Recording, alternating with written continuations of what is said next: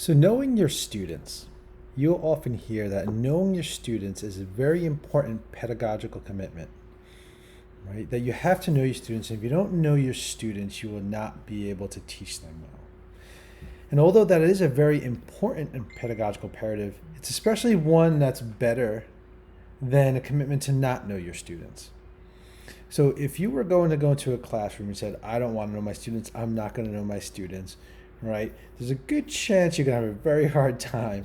And I'm teaching. Um, and so, knowing your students, it's a much better pedagogical commitment than not knowing your students. With that said, knowing your students, it's a complex issue, and there's a couple of key critical questions that people need to ask when they are committing to knowing your students. One, can students be known? Do you have the knowledge, the instruments, right, the language to know your students, right? What kinds of biases, right, can come into play when knowing students, right? How does, do your perspectives come into play when knowing students, and do these perspectives contribute to certain kinds of biases? About power, right? Who gets to define students? Who gets to say what students are, right? So some people are going to have very different views about what students are. They're going to have different perspectives, different assumptions, different observations, right? And some people might, there might be a disparity between what a student believes that student is, what the parents believe that student is, what the teacher believes that student is, what other teachers believe that student is, right?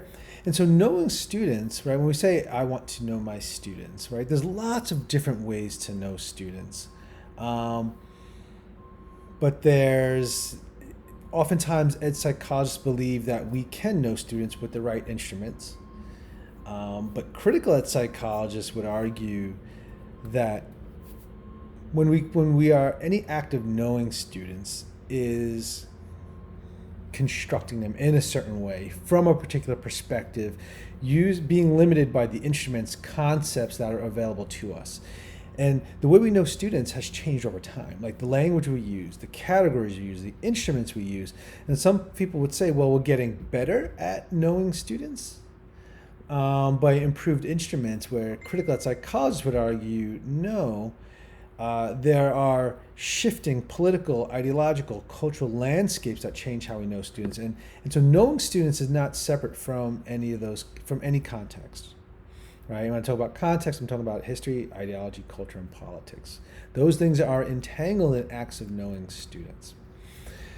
And so knowing students is a political, cultural, and ideological act. And so it's not it's not always a safe, neutral thing. So knowing students is important, but it can come with lots of dangers and lots of critical questions and lots of really important things to consider.